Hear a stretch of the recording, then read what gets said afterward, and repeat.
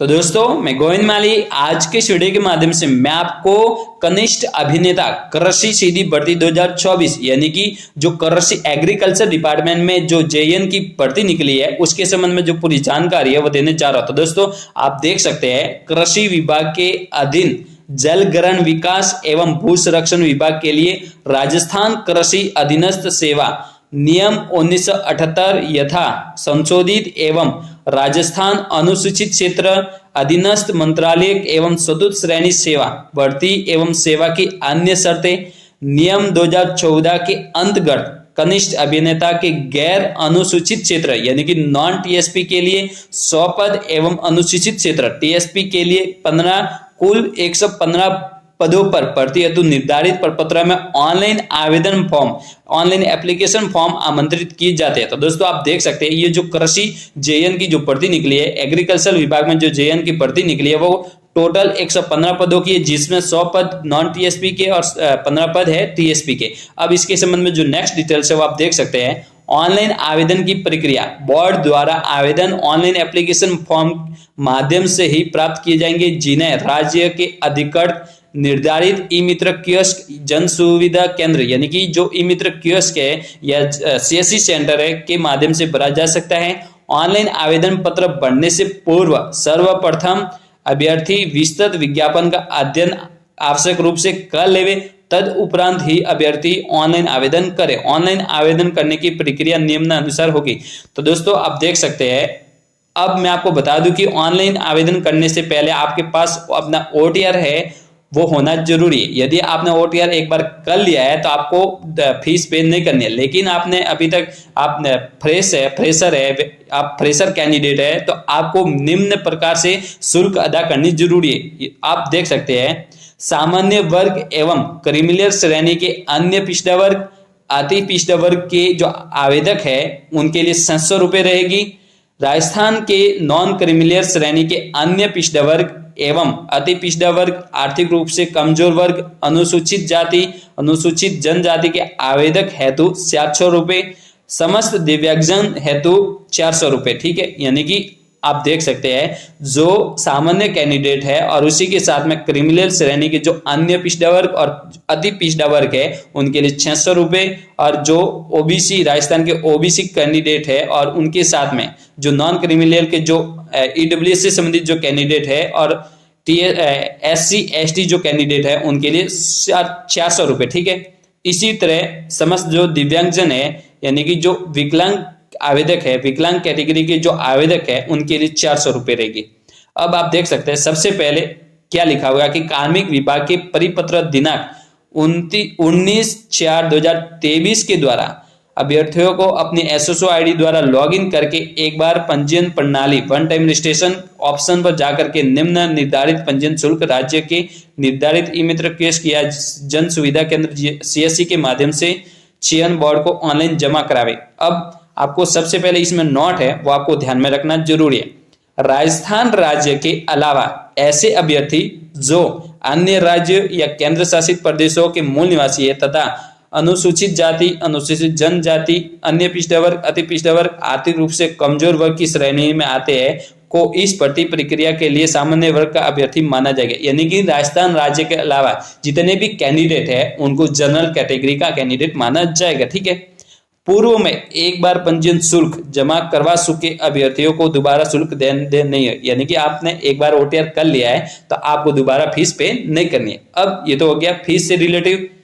अब पात्रता क्या है, शैक्षणिक योग्यता क्या है, तो भारत में विधि द्वारा संस्थापित किसी विश्वविद्यालय से कृषि अभियांत्रिकी में स्नातक यानी कि भारत में विधि द्वारा स्थापित किसी विश्वविद्यालय से कृषि अभियांत्रिकी में स्नातक, ठीक है, ग्रेजुएशन, उसी के साथ में देवनागरी लिपि में लिखी हिंदी में कार्य करने का ज्ञान एवं राजस्थान की संस्कृति का ज्ञान भी होना जरूरी है। ठीक है, इसी तरह जो व्यक्ति पाठ्यक्रम के अंतिम वर्ष की परीक्षा में उपस्थित हुआ है या सम्मिलित हो रहा है जो नियमों में उल्लिखित पद के लिए शैक्षणिक योग्यता की आवश्यकता है या सीधी भर्ती के लिए उक्त पद के लिए आवेदन करने के लिए पात्र होगा, लेकिन वो उसे उपयुक्त चयन एजेंसी को अपेक्षित जो शैक्षिक योग्यता है प्राप्त करने का प्रमाण प्रस्तुत करना होगा।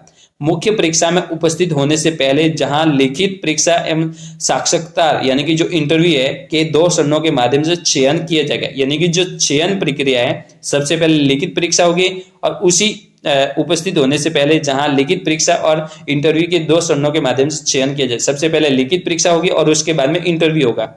इंटरव्यू में उपस्थित होने से पहले जहां लिखित परीक्षा एवं इंटरव्यू के माध्यम से चयन किया जा सकता है, लिखित परीक्षा एवं या इंटरव्यू में उपस्थित होने से पहले जहां केवल लिखित परीक्षा या केवल इंटरव्यू के माध्यम से चयन किया जाना है, जैसा भी मामला हो। इस भर्ती हेतु निर्धारित शैक्षणिक योग्यता के अंतिम वर्ष में सम्मिलित होने वाले हैं या सम्मिलित हो रहे हैं अभ्यर्थी आवेदन कर सकेंगे, परंतु निर्धारित शैक्षणिक योग्यता इस भर्ती की परीक्षा तिथि से पूर्व अर्जित करनी अनिवार्य। यानी कि जो इसका एग्जाम होगा उससे पहले आपका जो एजुकेशन है वो आपका कंप्लीट होना जरूरी है, अन्यथा परीक्षा के बाद शैक्षणिक योग्यता अर्जित करने वाले अभ्यर्थियों को इस भर्ती हेतु पात्र नहीं माना जाएगा। यानी कि आपने आवेदन तो कर लिया, लेकिन आपका एजुकेशन जो है आपके एग्जाम से पहले यदि आपका खत्म होता है तो आप इसके लिए एलिजिबल है। यदि आपका एजुकेशन जो क्वालिफिकेशन है डिटेल्स है वो आपको एग्जाम देने के बाद में प्राप्त होती है, यानी कि आपको जो डिग्री है वो एग्जाम देने के बाद में प्राप्त होती है, तो आप इसके लिए पात्र नहीं होंगे। ठीक है, अब इसकी जो उम्र है, आयु है, आवेदक 1 जनवरी 2025 को 18 वर्ष की आयु प्राप्त करना जरूरी है, साथ ही 46 वर्ष का अधिक नहीं हुआ। यानी कि इसकी जो उम्र है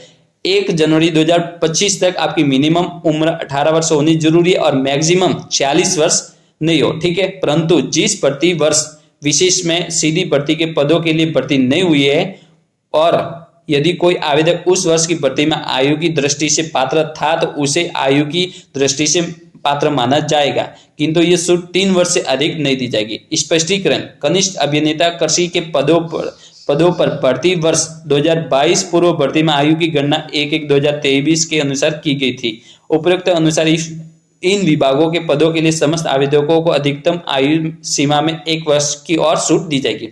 जो छूट है वो आप देख सकते हैं, जो छूट 3 वर्ष की दी जाएगी, अधिकतम है वो 3 वर्ष की दी जाएगी। यानी कि आप 2022 से पूर्व जो भर्ती थी वो किसी कारणवश नहीं हुई है तो आपको 1/1/2023 के अनुसार आपकी जो छूट है वो 3 वर्ष से अधिक नहीं दी जाएगी।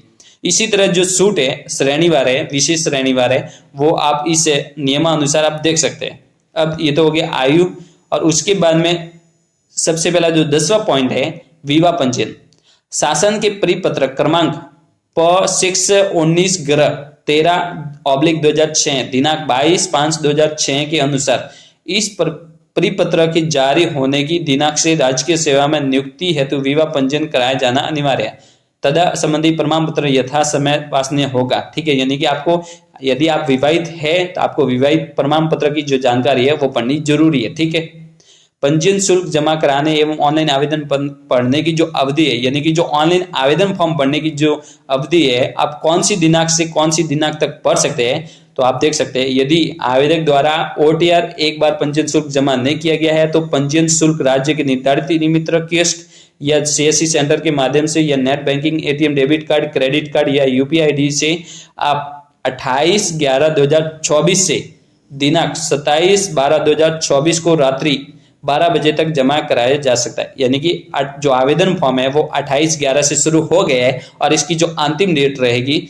27/12/2024 रात्रि 12 बजे तक। इसका जो एक पंजीयन शुल्क है, एक बार पंजीयन शुल्क है वो, और उसके साथ में जो आवेदन फॉर्म है वो भर सकते हैं। ऑनलाइन आवेदन पत्र दिनांक 28/11 से लेकर के 27/12/2024 को रात्रि 12 बजे तक बोर्ड की वेबसाइट पर भरे जा सकते हैं। ठीक है, और उसी के साथ में आवेदकों को सलाह दी जाती है कि ऑनलाइन आवेदन की अंतिम दिनांक का इंतजार किए बिना समय सीमा के भीतर ऑनलाइन आवेदन कर ले। ठीक है, अब मैं आपको बता दूं कि परीक्षा कब होगी। तो बोर्ड द्वारा कनिष्ठ अभिनेता कृषि के उक्त पदों पर भर्ती कंप्यूटर आधारित CBT, टैबलेट आधारित परीक्षा, ऑफलाइन OMR शीट आधारित परीक्षा आयोजित करवाई जानी प्रस्तावित है। यानी कि जो है परीक्षा है, एग्जाम होगा, वो कंप्यूटर बेस्ड भी हो सकता है, टैबलेट आधारित परीक्षा भी हो सकती है, और उसी के साथ में ऑफलाइन परीक्षा भी आयोजित हो सकती है। बोर्ड द्वारा एक से अधिक चरणों में किसी भर्ती परीक्षा का आयोजन किया जाएगा तो उसमें सामान्यकरण नॉर्मलाइजेशन की प्रक्रिया अपनाई जाएगी। ठीक है, तो दोस्तों आपने देखा कि जो राजस्थान में एग्रीकल्चर विभाग में जेएन की भर्ती निकली है उसके संबंध में जो पूरी जानकारी है वो आज इस वीडियो के माध्यम से मैंने आपको बता दिया। तो दोस्तों ऐसे हर रोज राजस्थान की लेटेस्ट जानकारी प्राप्त करनी है तो आप मेरे चैनल को सब्सक्राइब कर लेना, और जानकारी अच्छी लगी हो तो इस वीडियो को जरूर लाइक करना। जय हिंद, जय भारत।